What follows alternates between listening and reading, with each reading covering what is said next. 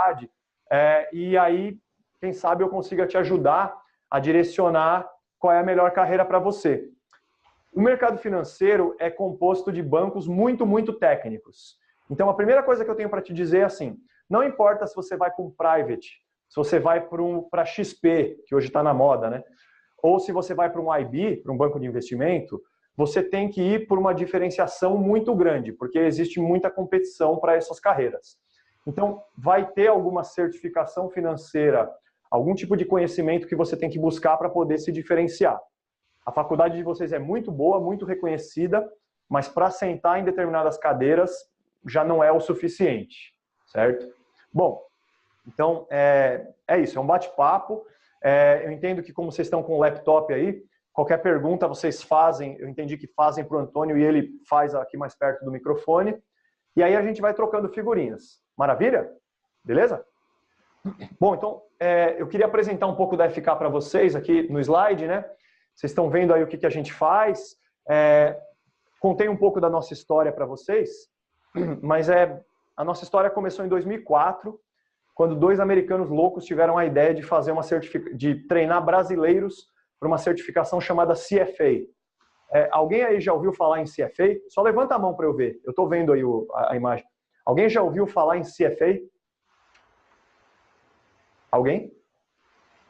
Bom, vi um braço só lá no fundo. Beleza. CFA é talvez a certificação mais difícil de finanças que existe. Se a vida fosse um videogame, o CFA seria o chefão da fase. Ou seja, é a mais difícil, é a mais nabo, cai tudo de finanças que existe. E esses 2 americanos começaram a treinar uns brasileiros meio loucos para fazer o CFA. Isso em 2004. Tinha 7 alunos. Eu era um deles, eu era aluno deles e tal. E aí, 7 viraram 10, que viraram 50, que viraram 100 e tal. Então, hoje, a gente oferece não só certificações, a gente oferece também cursos de finanças. Aí você não quer buscar o CFA ou o CFP, você quer buscar uma competência em alguma área, tipo modelagem financeira, tipo derivativos, tipo seguros, negociação, enfim, áreas muito específicas. E tem uma última área, que talvez para algum de vocês interesse, que se chama Estudar Fora. Estudar Fora a gente ajuda brasileiros a sair do Brasil. Então, se você quer fazer um mestrado fora do Brasil, se você quer fazer um doutorado fora do Brasil, você tem que tirar algumas provas, né? Tipo TOEFL, tipo GMAT e etc. A gente treina vocês para essas provas também. Então, hoje, uma escola que tinha 7 alunos, hoje faz tudo isso aí que vocês estão vendo. E essa é a parte que mais me dá orgulho. Nós começamos com 7 alunos lá em 2004, lá mostrei para vocês. Ó. Hoje nós temos quase 25 mil alunos. Quem são esses 25 mil alunos? A grande maioria são caras de banco, né? Executivos do mercado financeiro. Bancos, assets, seguradoras e family offices. Family office é um escritório que cuida de uma grande fortuna, tipo do Ronaldo Fenômeno, do Abílio Diniz e etc. Então, esses caras todos vêm treinar aqui com a gente e a gente vai dando mais competência para eles. Né? Esse é o quadro que mais me dá orgulho, é isso que eu conto para as meninas no bar. Quando eu falo, temos 25 mil alunos quase, e é verdade. Né? Depois a gente fez um outro projeto que se chama FK Lab. O que é a FK Lab? A gente criou um curso com inteligência artificial para a certificação mais básica de todas, que se chama CPA 20. Alguém já ouviu falar? Alguém já ouviu falar em CPA 20? Essa eu acho que mais gente, né? Porque essa certificação é básica. Se você trabalha numa agência ou se você trabalha num banco de investimento, você precisa ter CPA 20. Porque para falar de fundos no Brasil, você tem que ter CPA 20. Essa certificação não é muito difícil. Para vocês aí que são de uma puta faculdade e tal, essa certificação não ia levar tipo 3 semanas para você tirar. Mas ela é um excelente negócio para quem está tentando entrar em banco. Por quê? Porque os bancos, se você não tiver essa certificação, o banco vai ter que tirar ela para você. Então ele vai te pagar um treinamento e vai te pagar a prova. O treinamento custa R$600 e a prova custa mais 500. Então de cara você já custa para um banco R$1.100, fora o teu salário, fora tudo. Tem muito aluno universitário que está vindo aqui na escola querendo fazer o CPA 20 antes de entrar no processo seletivo. Por quê? Porque se você entrar no processo seletivo, mandar bem na entrevista e já tem CPA 20, o empregador vai dizer, porra, já economizo milão com esse cara, fora o talento natural que ele já tem. Então, essa é uma certificação que eu recomendo todos vocês aí, independentemente do perfil que vocês tenham, essa eu recomendo que vocês fiquem de olho, CPA 20. Porque todo mundo que quiser entrar no mercado financeiro precisa do CPA 20. Esse é um curso que a gente tem totalmente online, não precisa vir aqui em São Paulo. Ele custa barato, né? Tipo, eu falei 599. E no ritmo que você vai, você pode tirar isso aí em 3 semanas. Então é sensacional para quem quer prestar aí um processo de trainee, quem quer entrar num grande banco. Super recomendo aí o CPA 20. Né? Então eu explico um pouquinho melhor aí para vocês as características dele. Basicamente, a gente tem uma média de aprovação muito maior que o resto do mercado, porque a gente usa inteligência artificial. Você, quando entra no meu portal, você vai fazer um simulado diagnóstico, sem estudar nada. E não tem problema se você for mal. Esse simulado serve para a minha inteligência artificial saber qual matéria que você é bom e qual você é ruim, e serve para minha inteligência artificial ver se você é um cara visual, se você é um cara de leitura, se você é um cara de vídeo. Então, depois que você faz esse simulado diagnóstico, meu curso para você é exatamente nas áreas que você é ruim e na maneira que você aprende melhor. Então, a média de aprovação do mercado nessa CPA 20 é tipo 26, 28%. A minha é próximo de 60%. Por quê? Porque não é genialidade nenhuma, é porque você treina naquilo que você aprende melhor, entendeu? O pulo do gato eu treino você na maneira que você consegue absorver mais conhecimento. Então, super recomendo aí o CPA 20 para todos vocês. Beleza? Bom, o que mais que a FK Partners faz? A gente participa aí de um monte de fóruns.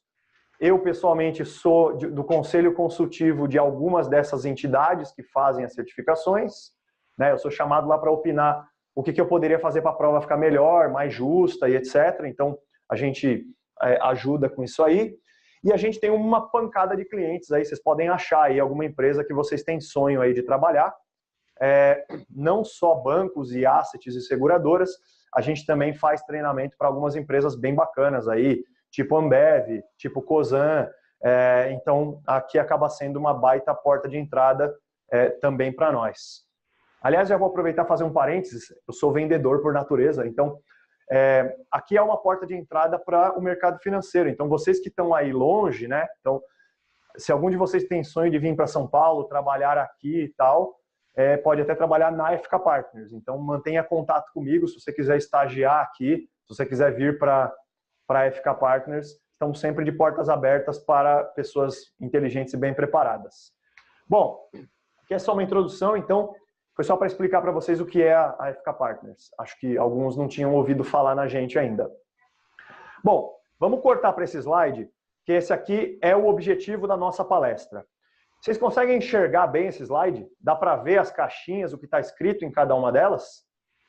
Dá para enxergar ou não? Faz pelo menos um joinha aí ou mão para baixo, sei lá. Dá para ler esse slide? Não está dando para enxergar muito, não. Tá bom, eu vou ler junto com vocês, tá? O que nós fizemos aí, gente? A gente tentou mapear as principais carreiras que existem no mercado financeiro, tá bom? O que vocês estão vendo aí na parte de cima do lado esquerdo, deixa eu ver se eu consigo rabiscar para vocês. Vamos ver se vocês enxergam a minha mão aqui. Peraí, deixa eu fazer um teste aqui, tá? Eu tenho que fazer um... Aqui... Vê se agora vocês enxergam o que eu estou escrevendo. Dá para ver? Sim? Sim, sim. Tá, então eu vou usar aqui esse recurso para vocês irem me acompanhando, tá? O que eu tentei fazer aqui nesse slide foi mostrar as principais carreiras que existem no mercado financeiro. Vocês estão vendo que elas estão agrupadas em lados diferentes e também em hierarquias diferentes. O que é que eu quis dizer com esse diagrama? Que existem carreiras que são feitas embaixo de bancos. Então, vocês estão vendo ali onde está escrito bancos? Aquilo ali é tudo que você pode fazer dentro de uma instituição bancária. Todo o lado direito, aquilo que está escrito ali em laranjinha, então, private equities, hedge funds e gestores de portfólio são carreiras que você faz fora de um banco.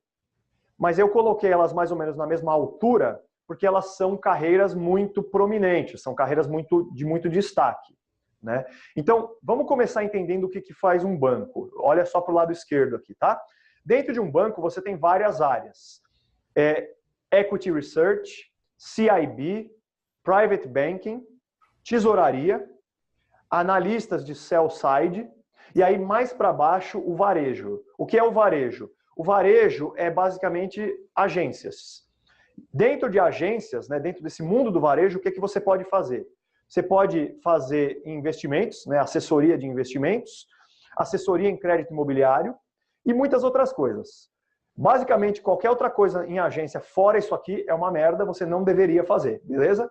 Então, se você receber uma proposta para ir para o varejo de um banco para fazer algo diferente de investimentos ou crédito imobiliário, não vá, tá? Vocês conseguem coisa melhor aí, tá?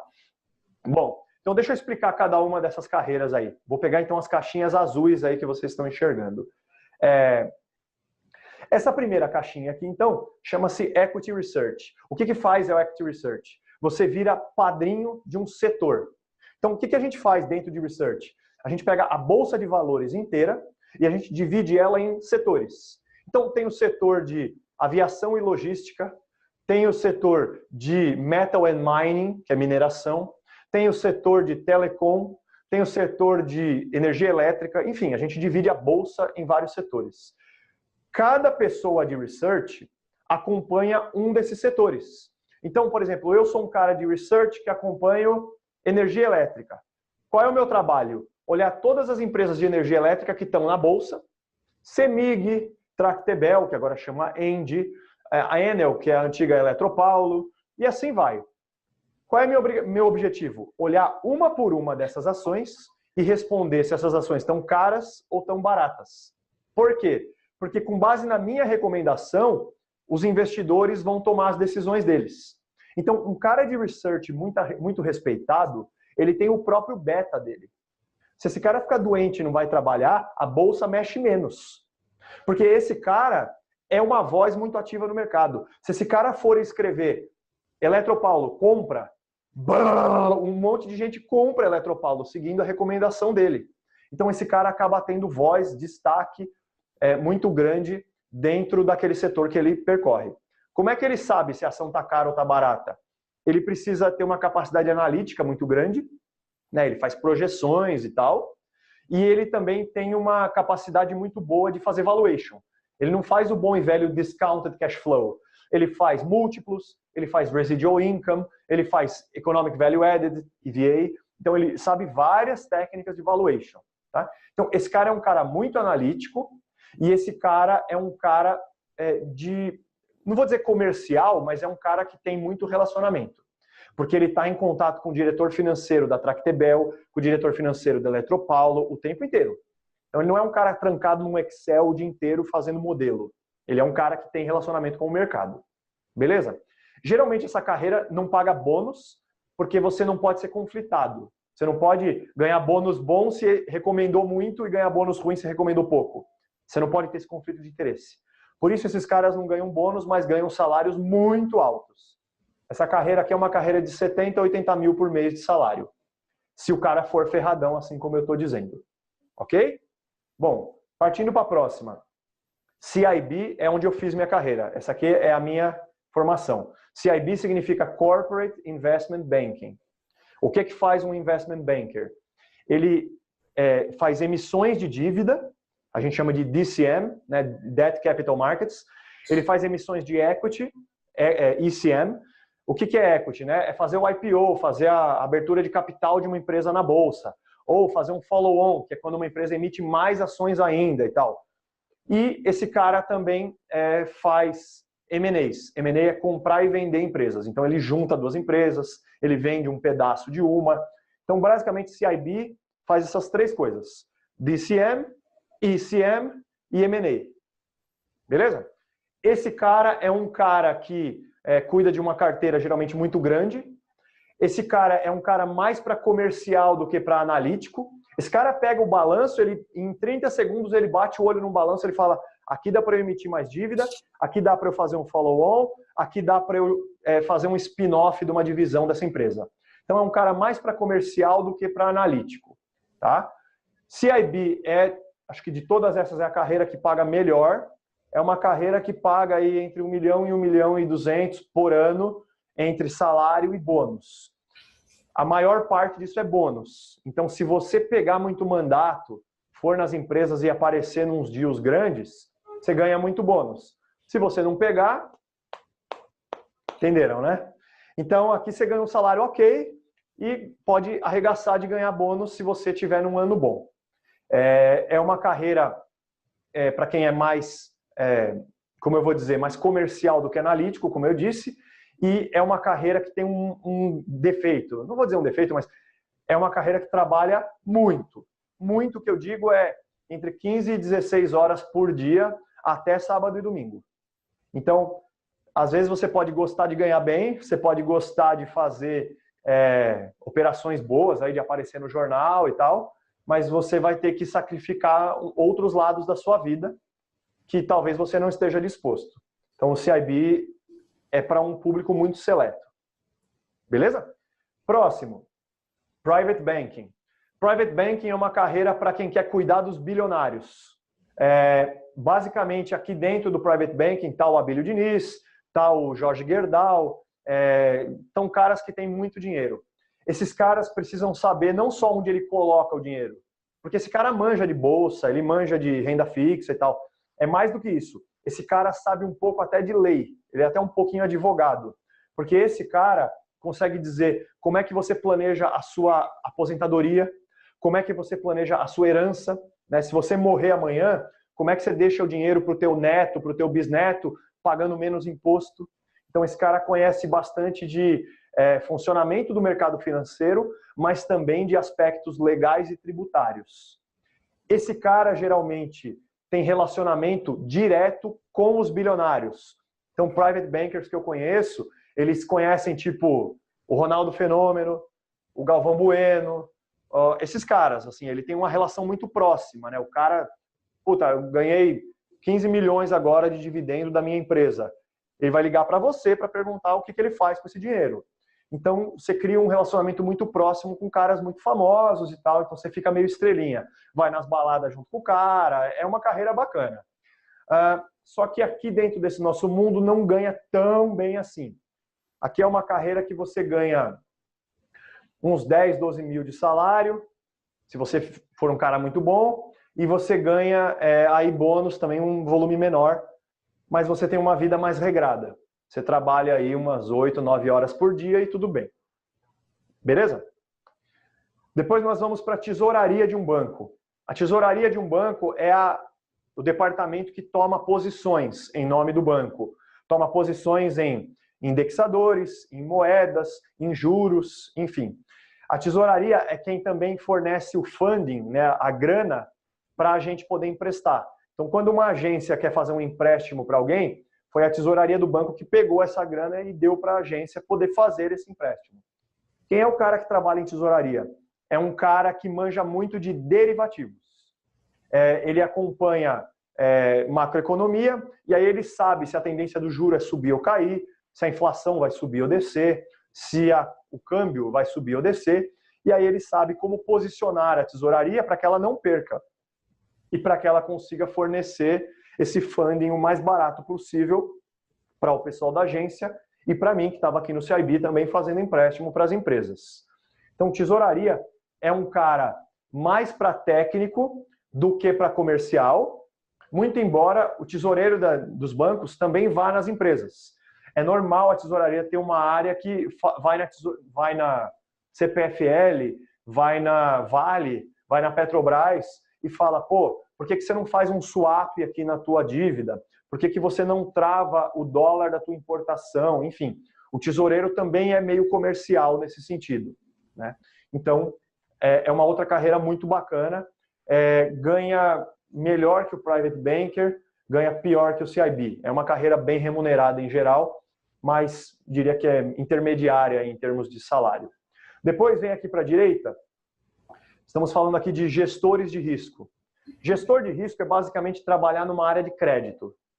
Todo empréstimo que o banco quer fazer, você faz uma análise daquele cara. Será que ele é bom pagador? Será que ele é caloteiro? Será que eu peço alguma garantia adicional? Será que eu peço mais spread, né, mais prêmio sobre esse cara?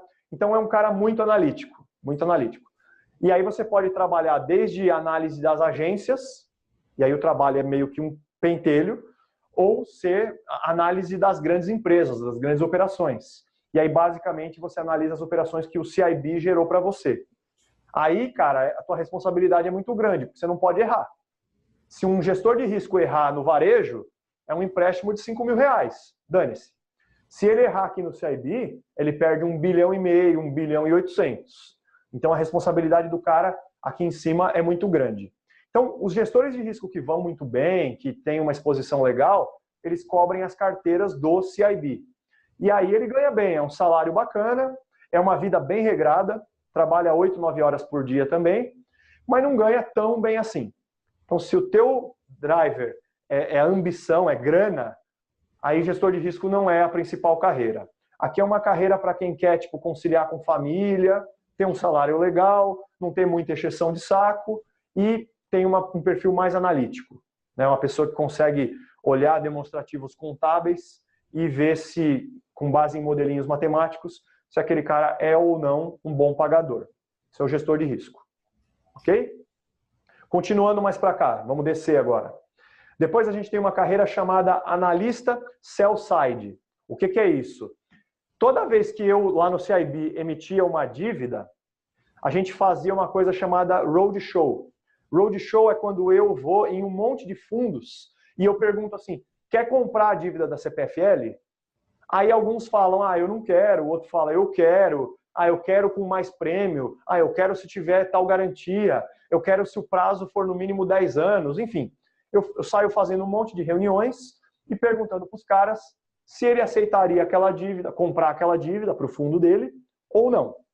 O analista de sell-side é basicamente esse cara que vai comigo. Esse cara vai comigo e ele fala, analisando essa debenture que o Pallone gerou, ela tem um rating alto, ela tem uma duration estável, ela tem baixa sensibilidade ao ciclo econômico, enfim, é um cara que vai meio a tiracolo do banker para dizer se aquela emissão vale a pena ou não. Né? Ninguém pergunta para mim o que eu acho, porque eu, claro que eu estou conflitado, é óbvio que eu vou falar que toda a dívida que eu originei é boa pra cacete.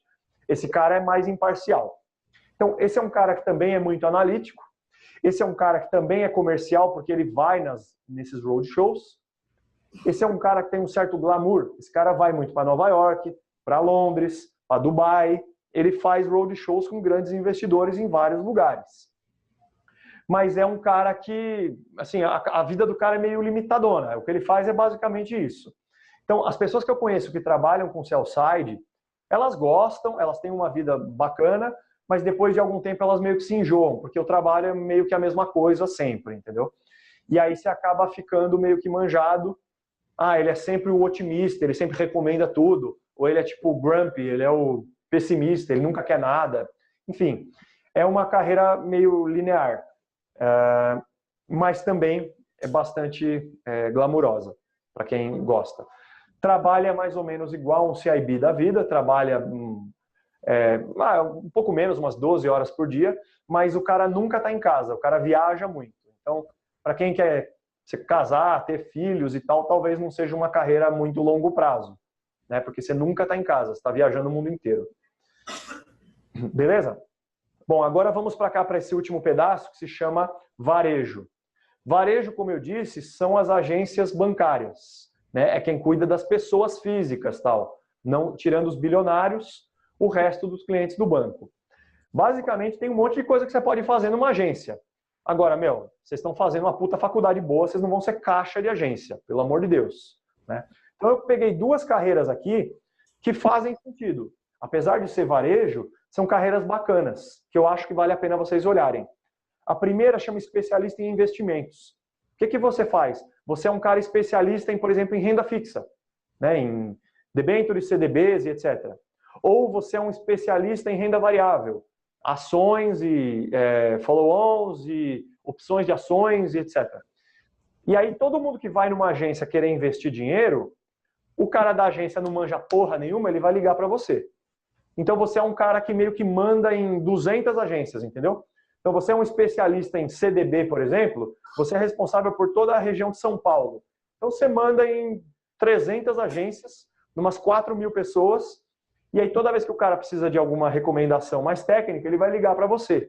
Ah, estou com um cliente aqui na minha agência, ele quer aplicar em tal produto, explica para ele por que é bom, por que é ruim, quanto que remunera, se tem imposto de renda, se não tem, qual é o prazo mínimo. Então você fica meio que um cara referência, e como a área de varejo, geralmente o nível técnico é muito baixo, você é meio que o rei da cocada preta, entendeu? Então você é um cara que manja muito, os caras te admiram, só que é um mundo de baixa sofisticação técnica. Como eu te falei, você vai ficar fazendo aplicação de R$1.000, de R$2.000, é um mundo mais varejo. Mas é uma carreira bacana para se perseguir. Por fim, especialistas em crédito imobiliário. Crédito imobiliário é um negócio que tem muito potencial ainda no Brasil, a despeito de tudo que tem acontecido no último ciclo econômico aí. E crédito imobiliário no Brasil é um produto muito técnico, porque você pode pegar funding, pode pegar dinheiro de vários lugares diferentes. O principal é a poupança, porque por lei os bancos têm que pegar um percentual da poupança para fazer crédito imobiliário. Mas o cara criativo, ele consegue fazer outras estruturas de funding para fazer outros créditos imobiliários. E aqui não se prenda, não é tipo comprar apartamento com Minha Casa Minha Vida. Crédito imobiliário é assim, um cara que quer construir um galpão de 100 milhões de reais e depois quer alugar esse galpão para o Pão de Açúcar. Então você cria uma estrutura de securitização de recebíveis. Você consegue fazer umas estruturas meio sofisticadas aqui. Então não vai pensando que é tipo produto bunda, porque não necessariamente. Você pode fazer umas estruturas bem bacanas aqui embaixo do crédito imobiliário e, de novo, você vai atender 300, 400 agências, vai ser uma referência naquilo e você tem que ter um conhecimento bom do produto, da legislação, de garantias, como é que eu constituo garantias, e isso nos bancos é muito, muito escasso. Pouca gente domina isso aqui a fundo. Beleza? Bom, deixa eu fazer um primeiro break aqui. Vimos tudo dentro da carreira do banco. Alguém quer fazer alguma pergunta até aqui? Alguém ficou curioso ou interessado em alguma dessas carreiras e quer perguntar algo que eu não falei? Acho que não, Rafael. Ou tá claro demais o que eu tô falando, ou todo mundo tá achando uma bosta. Não sei. Bom. Tá claro? Tá claro. Pera aí, pode falar. Um momentinho só, Rafael. Pode. Sim.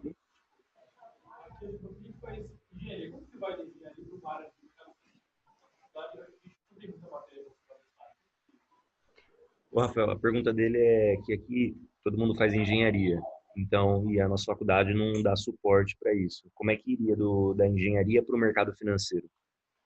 Tá. Eu vou terminar de falar as carreiras e depois eu vou explicar quais certificações existem para cada carreira. Então, respondendo à pergunta, o engenheiro tem uma boa base quantitativa. Resta saber aonde ele quer trabalhar. Porque se esse seu amigo falar, eu sou engenheiro e eu quero trabalhar na tesouraria, aí eu vou falar para ele, cara, estuda para o CFA. Se ele falar, não, eu sou engenheiro, mas quero trabalhar com private banking, eu vou falar uma outra. Então, mais importante do que ser engenheiro ou não, pensa agora que você está na faculdade ainda, pensa onde aqui eu me vejo, onde eu me enxergo trabalhando. Porque para o engenheiro aprender finanças não é difícil. A gente tem aqui muito aluno que é engenheiro e o cara dá conta. Agora, se você já quer ter um primeiro contato com finanças agora, para não ficar boiando e tal, aquele que eu falei agora há pouco, CPA 20, sabe, FKLab, aquela seria a minha primeira recomendação para o engenheiro. Porque não é um curso muito difícil, ele é razoavelmente simples. E vai ter um monte de conceitozinho ali que o engenheiro não teve na faculdade. Então, você vai ver lá o que é política monetária, política fiscal, você vai ver o que é um fundo aberto, um fundo de renda fixa, um fundo cambial, você vai ver o que é um CDB, uma debenture, você vai ver o que é um índice de Sharpe, enfim, são coisas que o administrador e o economista já viu, o engenheiro não. Um momentinho só, Rafael. A média salarial do varejo. Média salarial do varejo? É. Média, você sabe que é um número muito complicado, né? Eu posso dar a média. Como um professor meu dizia no mestrado, média é igual biquíni. Mostra muita coisa, mas esconde o essencial, que é a dispersão. Ou seja, se eu te der a média, saiba que tem gente ganhando muito mais e gente ganhando muito menos. Mas a média é uns 7, 8 mil. Agora, se você for uma dessas carreiras que eu te falei aqui, especialista em investimento, esse cara ganha uns 11, 12 mil de salário e o crédito imobiliário ganha uns 9, 10. Essas seriam as carreiras. Agora, porra, se você for numa agência ser tipo gerente de pessoa física, mano, você vai ganhar 3 e vai tipo ter meta e pressão psicológica e vai para casa chorando e tem gastrite e tipo ganha pouco relativamente com o resto do banco. Então, não sei se eu respondi a pergunta que vocês queriam saber. Eu respondeu. Um momentinho, só tem mais uma. Tá?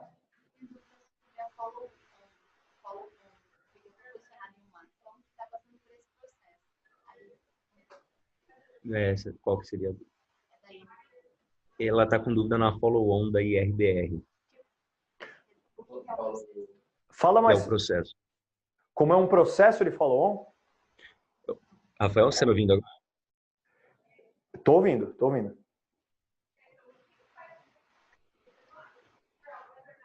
Agora não estou ouvindo. Não, é que deu uma travada aqui. Ah, Ela falou que está posicionada na follow-on e a IRBR. A IRBR está passando pelo processo de follow-on e ela queria saber qual que é esse processo. Como é um processo? Não é IRBR, a gente chama de IRB, né? O Instituto de Resseguros do Brasil. O IRB está fazendo um aumento de capital, então eles estão captando mais ações. Geralmente, quando as empresas fazem isso, é porque elas estão dando um sinal claro para o mercado. Elas estão dizendo, olha, eu acho que eu vou fazer tanta coisa boa no futuro, que eu vou porrar tanto de lucrar, que eu estou te dando a oportunidade de comprar mais ações e entrar nela. Então, geralmente follow-ons são um aumento de capital para poder fazer vários projetos VPL positivo, NPV positivo. Então, especificamente no caso da IRB, eu tenho um conflito por causa da minha carreira, eu não posso falar dos números dela, tá? O que eu posso te dizer que é público sobre a IRB é que o follow-on dela teve uma recepção boa, ela não teve o teto até agora do seu offer, tamanho do livro que foi ofertado.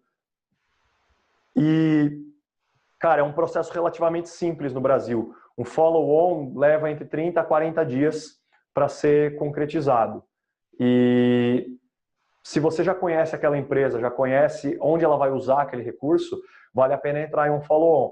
Caso contrário, eu entraria no mercado de ações via um fundo de ações, porque aí ele compra várias, ele fica bem diversificado. Então, eu só entraria num follow-on se você conhece aquela empresa muito profundamente. Não sei se era isso que você queria saber. Era sim. Tá. Bom, estou tentando explicar aqui com base no que eu estou ouvindo de vocês, tá? Alguém quer perguntar mais alguma coisa? Não, Rafael. Beleza. Então, eu vou seguir para o lado de cá das nossas carreiras, tá? Bom, então o que eu vou mostrar para vocês agora são carreiras que estão fora do ambiente de banco. Beleza? Não tenham preconceito de dizer, eu só quero trabalhar se for em banco, porque banco que é bom no Brasil. É verdade, mas isso é o passado. Hoje em dia, muita coisa está acontecendo fora de banco e tem gente rachando de ganhar dinheiro fora do banco. Então, vocês têm que perder um pouco desse preconceito. Pensem como empreendedores, abre a cabeça. Bom, nossa primeira carreira aqui chama Private Equity. O que é um Private Equity? Private Equity é um grande fundo, eu capto dinheiro de um monte de gente rica, aí eu peguei um pouco de dinheiro do Abílio Diniz, peguei um pouco de dinheiro do Benjamin Steinbrück e peguei um pouco de dinheiro do Guilherme Belchimol, sei lá. Então eu consegui juntar aqui R$1 bilhão desses caras. Eles me deram esse dinheiro para eu investir em nome deles. Onde eu vou pôr esse dinheiro? Eu vou tentar achar a próxima empresa que vai cacetar na bolsa. Eu quero achar a próxima Apple, o próximo Google, a próxima Nike. Então, a missão desses caras é achar empresas que são embrionárias, que estão ainda começando, portanto, eu posso comprar elas muito barato, e daqui 3, 4, 5 anos, quando essa empresa porrar na bolsa, aí eu tenho um lucro bizarro e eu devolvo um retorno muito grande para o cara. Por outro lado, se aqui tem um retorno muito grande, também tem um risco muito grande. Então, de cada 10 empresas que eu coloco dinheiro, 8 falem e 2 dão certo. Nessas 2 que dão certo, eu racho de ganhar dinheiro, mas nas outras eu pus dinheiro e virou nabo. Então, esse é um cara, o executivo que trabalha no Private Equity é considerado um cara completo, mais completo do que o cara que está em banco. Por quê? Porque esse cara manja de M&A, de fusões e aquisições, porque ele compra as empresinhas pequenas. Ele manja de análise, porque ele precisa dizer quanto que aquela empresinha vale. Esse cara manja de management, ele é um administrador, porque quando ele comprar a empresinha pequena, ele vai ter que ir lá e fazer essa empresa porrar em 5 anos. Então, ele vai ter que contratar a galera de RH, a galera de logística, a galera de marketing. Esse cara vai ter que fazer esse negócio dar certo. A vantagem é que, geralmente, o gestor de Private Equity, ele não é só um administrador, ele também entra com alguma parte do capital. Então, se eu achei uma empresinha pequena ali, o Abílio Diniz e os ricaços puseram o dinheiro. Só que uma parte daquilo ali é minha, porque eu sou o administrador. Então, se aquela empresa der certo, esse cara, tipo, pode ter 8, 10% do Google. Então, um gestor de Private Equity, tipo, tem que ter uma mão boa. Se ele acertar a próxima, ele pode virar um bilionário da noite pro dia. É uma área que trabalha muito também, igual o CIB, trabalha 14 horas por dia até de fim de semana, só que é uma área muito dinâmica. Uma hora o cara está recrutando executivos para a empresa, outra hora ele está tentando comprar alguém, outra hora ele está emitindo dívida, outra hora ele está discutindo com um advogado a cláusula tal do contrato tal. Então, é uma carreira que o cara é meio que um polvo, sabe? O cara faz um pouco de tudo. Esse cara é um monstro, né? Esse cara geralmente não ganha bem, não é tipo salário bizarro de alto e tal. Aonde que é o upside desse cara? É achar a empresa que deu certo e ele ter lá 5, 10% do capital dela, que ele colocou. Esse é o pulo do gato. Claro. Bom, depois nós vamos para o hedge fund. Hedge fund basicamente significa um fundo de hedge. Hedge, a gente conhece esse termo, né? Em finanças, hedge significa proteger, né? Então, o que esse cara faz? Ele tem uma estratégia única que ele aposta que ele vai porrar ou na bolsa ou em outro mercado, só ele sabe. Então, ele começa a ir nas empresas e fala assim, cara, eu tenho uma estratégia para lucrar na bolsa. Como? Ah, eu tenho um...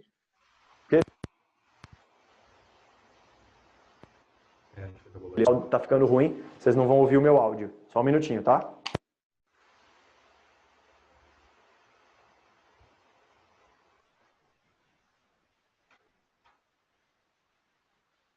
Tá muito frio aí? Tá?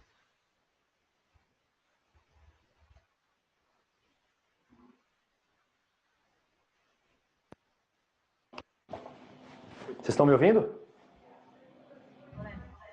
Sim, agora Tá. tá. Só troquei a pilha aí, tá? Para não ter problema. Bom, o que eu estava dizendo, o hedge fund é uma carreira que o cara aposta numa estratégia única. Ele descobriu um determinado algoritmo ou um determinado momento ou alguma estratégia única que ele consegue lucrar muito. Seja na bolsa, seja na renda fixa, seja em derivativos, seja em commodities. Ele descobriu alguma área que ele consegue lucrar muito. E aí ele vai nos caras e fala, ó, você quer botar dinheiro aqui comigo? Eu vou lucrar muito com essa estratégia que eu descobri. Quer ou não? E aí ele capta a grana de alguns bons investidores e ele vai fazendo essa estratégia dele. Tem muitos hedge funds no mundo, eles são muito diferentes entre si, né? Tem hedge funds que apostam em event driven, que é comprar e vender empresas. Tem outros que apostam em subida e queda de preço de commodities. Tem outras que apostam em sair de uma geografia e ir para outra, tipo Ásia com Américas, enfim. São umas estratégias muito loucas. Mas esses caras são tipo meio geniais, assim. Tipo, o cara descobriu um negócio que mais ninguém descobriu. Então, não sei quanto que vocês gostam de finanças e manjam disso e tal. Um dos economistas, um dos investidores mais foda que tem no mundo é um americano chamado Ray Dalio. Ele é dono de um hedge fund que se chama Bridgewater. Ele escreveu um livro que eu super recomendo para vocês lerem, que se chama Princípios. E esse livro, ele conta os princípios que ele usa para poder investir com a estratégia dele. Então, o Ray Dalio investe em commodities, mas tem muitas outras estratégias. Esse cara, geralmente, como que ele ganha? Ele capta a grana dos outros para ficar investindo nessa ideia maluca dele e ele cobra de cada um, tipo 1%, 2% do que ele der de retorno. Então, esse Ray Dalio, por exemplo, ele tem 264 bi de dólar em ativos sob gestão. E aí, o que ele faz com esses 264 bi? Ele cobra 1% de cada um para poder administrar a grana do cara. Então, esse cara, tipo, rachou de ganhar dinheiro, mas eles têm estratégias muito diferentes. Tá? Depois a gente vem para cá, para esse mundo de gestores de portfólio. Gestores de portfólio são caras que administram uma carteira em nome de terceiros. Eu vou dar um exemplo. Imagina que vocês todos aí têm dinheiro. Um tem 1.000, outro tem 2.000, outro tem 5.000 e tal. Se juntar todo mundo aí que está nessa sala, vamos dizer que deu, sei lá, 2 milhões de reais. Tá? Aí vocês não sabem o que fazer com esse dinheiro, porque um é engenheiro, o outro ainda não terminou a faculdade, o outro ainda não tem muita expertise. Então, o que vocês fazem? Vocês me dão esses 2 milhões, eu vou comprar e vender ativos em nome de vocês. Eu vou investir para vocês esse dinheiro. E aí, eu cobro de vocês um percentualzinho por mês, para tipo, meio que pagar o meu salário, e mais um percentual sobre o lucro que eu der para vocês. Então, o gestor de portfólio também é um cara completaço. É um cara que manja de renda fixa, que manja de renda variável, que manja de derivativos, que manja de commodities, e ele vai alocando grana dos caras. Assim como numa receita de pão, uma receita de bolo, esse cara também, ele aloca um pouquinho de sal, um pouquinho de farinha, um pouquinho de salada e faz um negócio bem bacana, bem gostoso no final. Então aqui você tem que ter uma visão sistêmica muito grande. Você tem que saber o que está subindo, o que está caindo, mas também o que está muito concentrado, o que está pouco, como é que eu rebalanceio essa carteira se alguma coisa der errado. Então é um gestor, só que ele olha várias coisas ao mesmo tempo. E aí aqui embaixo ele pode fazer a alocação dos ativos propriamente dita, ele pode fazer compliance, né, que é ver se eu invisto em coisas responsáveis, ele pode fazer gestão de risco e assim vai. Muitas outras carreiras. Bom, muito resumidamente é isso, gente. Acho que apresentei todas. Queria saber... Ah, não, ficou faltando uma última lá embaixo, uma laranjinha. Essa eu não posso deixar de falar. Por que não? Porque essa é a queridinha do mercado agora. Quem aqui já ouviu falar na XP Investimentos? Pois é. A XP Investimentos trabalha... Ela não é um banco. Agora ela é. Ela acabou de virar um banco. Mas a XP Investimentos era uma corretora. Mas para você trabalhar embaixo da XP, você não precisava ser um bancário. Você era um agente autônomo de investimento. O que esse cara faz? Ele fica ligando para clientes e vendendo coisas. Precisa ser alguma coisa da XP? Não. Ele vende do que ele quiser. Manja tipo corretor de imóvel, corretor de seguro? O cara te liga e fala assim, ó, você quer fazer um seguro de carro? Pode ser da Tóquio Marine, da Bradesco Seguros ou da, sei lá, de quem se quiser. Ele não vende de uma marca, ele vende qualquer uma. Bom, esse cara é a mesma coisa, só que de vários bancos. Ele liga para você e fala assim, você quer comprar um CDB? Aí você fala, quero. Ele fala, eu vou cotar todos os CDBs que existem no mercado, o que remunerar melhor, eu te ofereço. Então esse cara não é obrigado a vender uma coisa de um só, ele vende de um monte de gente, né? E qual é a principal vantagem desse cara? Ele é um autônomo. Ele não tem carteira assinada, nem escritório. Ele trabalha geralmente de casa. Ele tem um puta relacionamento com um monte de gente e ele vai oferecendo, você quer investir em CDB, quer investir em ação, quer investir nisso, naquilo, naquilo outro, e aí ele vai ganhando comissões sobre tudo que ele vende. Os caras que trabalham nisso aqui hoje em dia são os antigos private bankers. Eles cuidavam de ricaços lá no banco, eles pediram a conta do banco e foram investir para esses caras sozinho. E aí, esse cara está tirando 100, 110 mil reais por mês só de comissão. Porque ele fica fazendo aplicação para um monte de gente. Esse cara tem uma vida ultra flexível, esse cara não tem chefe, esse cara não tem escritório, ele trabalha da casa dele, e a vida dele é bem mais, sabe, freelance, vamos dizer. A má notícia é, se num mês você não trabalhar, você não ganha nada, não tem salário. Então é uma vida meio para quem é um empreendedor, digamos assim. tá? Bom, tentei correr aí para falar das principais carreiras que existem e aí, com base nisso, mostrar para vocês as certificações.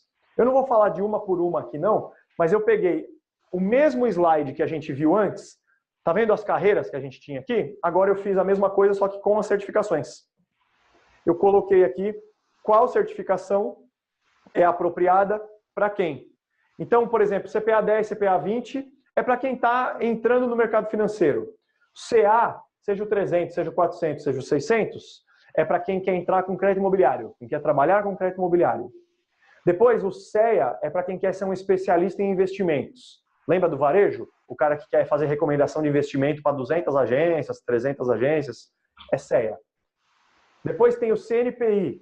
O CNPI é para quem quer fazer equity research. Lembra? Ser padrinho de umas empresas que estão na bolsa, recomendar se sobe ou se desce. É o CNPI. O CGA é para quem quer ser gestor. Lembra gestor de portfólio? Aquele cara que cuida de várias coisas, rebalancear, fazer aquela salada. Bom, é CGA. CFP, o que é CFP? É para quem quer cuidar dos privates. Quem quer trabalhar no private banking com os ultra ricaços lá, ter relacionamento com o Ronaldo Fenômeno, com o Galvão Bueno e etc. CFP. Agora vamos para o lado de cá. Porque o lado de cá, meus queridos, o buraco é mais embaixo. Tudo que eu mostrei do lado de lá, certificações nacionais, é relativamente sussa de você tirar. Então, todas essas que eu mostrei agora, relativamente sussa. De 2 a 3 meses de estudo, o curso custa, depende do curso, né? Entre R$1.000 e R$4.000. Tudo. Não é por mês, é tudo. Agora vamos para o lado de cá, porque agora a giripoca vai piar. Ué, mudou? Aqui. As internacionais são piores. Todas elas são entre 2 e 3 anos de estudo para poder terminar. As provas são todas em inglês. As aulas aqui comigo também serão em inglês. E aí o custo das provas e tal é tipo em dólar. Então são certificações mais caras, mais demoradas e mais difíceis. Porém, não tem praticamente ninguém no Brasil que tem. Então se você passa numa bagaça dessa, você está meio que sozinho. Para te dar um exemplo, desce aqui para mim, Bruno. O CFA, que é a mais famosa, é essa última aqui, tá? Essa aqui é a mãe de todas, a mais difícil. O CFA tem 1.000 caras no Brasil que tem. No Brasil inteiro, tem 1.000 caras que tem. As outras tem menos gente ainda. Então, deixa eu falar rapidinho o que é cada uma. CAIA é para quem quer trabalhar em private equity. Sabe aquela lá de comprar e vender empresas, descobrir o próximo Google e tal? É CAIA. CQF é para quem quer trabalhar com tesouraria de banco, mais especificamente com modelos. Esse é aquele matemático doido que adora números, que fica o fim de semana inteiro mexendo em programação e que não pega nenhuma mina na balada. Ele só gosta de estudar e é só matemática. Ela é muito profunda em números. E aí o FRM é para quem quer ser gestor de risco. Lembra que eu falei que tem áreas de crédito dos bancos que controlam os grandes empréstimos e tal? FRM.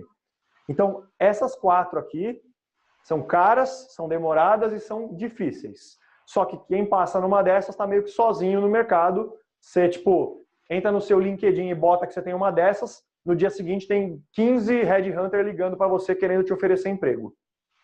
Então é isso. Bom, tentei correr aí pra caramba para não ficar falando.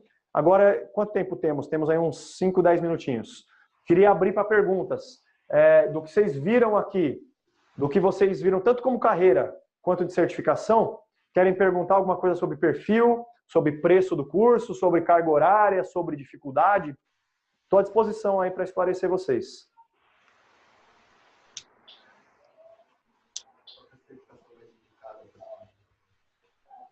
Ô, Rafael, qual que é a certificação mais indicada para ser um agente autônomo de investimento? Ela se chama ANCORD. ANCORD. ANCORD. Essa é uma certificação considerada de baixo escalão, ou seja, ela não é muito difícil. Para vocês terem uma ideia em ordem de grandeza, ela é tipo o CEA. O CEA é aquela para quem é especialista de investimento, o cara que cuida das agências lá. Então, recomendaria 2 meses de estudo para ela. Não é muito difícil. E ela tem prova uma vez por mês e ela custa mais ou menos R$ 800 a inscrição para a prova. E o curso custa mais ou menos R$ 900. Então, ordem de grandeza é isso.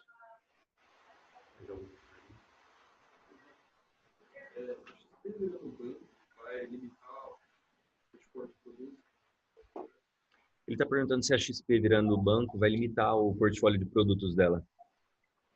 Boa pergunta, boa pergunta. Pelo contrário, vai expandir. Porque a XP não quer ser um banco que você tem que fazer tudo dentro dele. A XP quer que você faça, te oferecer o mercado inteiro. Então você não vai ser, por exemplo, eu vou pegar um exemplo de um banco que faz o contrário. O Bradesco. Quem trabalha no Bradesco só pode vender seguro do Bradesco. Só pode vender CDB do Bradesco. Só pode vender caderneta de poupança do Bradesco. A XP vende de qualquer um. E agora que ela virou um banco, ela vai captar dinheiro para o banco de qualquer um. Então, ao contrário, não é que a XP vai se fechar, ela vai abrir mais.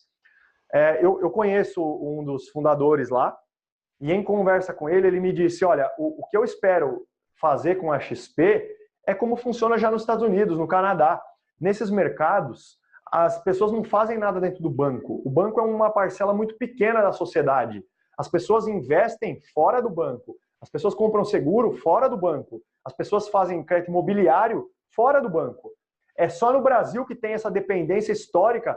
Tudo é banco, tudo é banco. A XP está vindo para revolucionar nesse sentido, porque agora ela está te fazendo comprar e vender as coisas com um agente autônomo, não com um banco. Entendeu? Sobre a computação CNPI, já tem 3 computações. Ela trabalha na parte técnica, parte fundamentalista e uma parte virtual. Tem que comentar sobre isso, se vale a pena global ou... Ele está perguntando que ele verificou a CNPI tem 3 ramificações e quer saber se vale mais a pena partir já direto para global ou específico. Boa pergunta, boa pergunta. Isso depende um pouco do que você quer fazer com essa certificação. Se você quer ser um Equity Researcher, vale a pena sair direto para global, só que eles vão te pedir, eles nunca pedem uma sozinha, eles sempre pedem pares. Então, se você vai ser, por exemplo, esse cara de research, você vai fazer conteúdo global e conteúdo brasileiro, CB e CG. Agora, vocês já ouviram falar em grafismo? Grafismo é um cara que pega um gráfico de uma ação, ele vê se ela está subindo ou caindo, e ele tenta ver tendências. Se você for mexer simplesmente com isso, que a gente chama de análise técnica, você só precisa ter um módulo de CNPI, que se chama CT, né, conteúdo técnico. Então, vai depender muito do que você quer fazer com a sua carreira. Mas se você quer fazer essa análise de ações e para recomendar, né, comprar ou vender, se você quer fazer isso, é CB, conteúdo brasileiro, e o CG, conteúdo global. Essas certificações de inovação, ele está perguntando se algumas certificações têm renovação e qual que é o tempo médio. Sim, boa pergunta também. Certificações geralmente que são aplicadas pela Anbima, que é o órgão regulador do mercado de capitais no Brasil. Você tem que renovar a cada 5 anos. Então, a CEA, que é aquela de especialista do varejo, o CGA, que é aquela de gestores de portfólio, o CPA 10 e o CPA 20, todas elas têm que renovar. As demais não. CFP não tem que renovar, CFA, que é essa mais fodona, não tem que renovar, FRM não tem que renovar, você só tem que ficar fazendo cursos depois de tipo atualização, reciclagem, mas não tem que renovar. Fez a prova uma vez, passou, beleza. Nem as internacionais como o CFA? Nem as internacionais como CFA. CFA é a melhor de todas, cara, porque você passa nela, é muito difícil passar nela. Para vocês terem uma ideia, de cada 1000 pessoas que começam o CFA, 11 terminam. Só que passou, cara. Tipo, não precisa fazer mais, entendeu? Você leva pro resto da sua vida.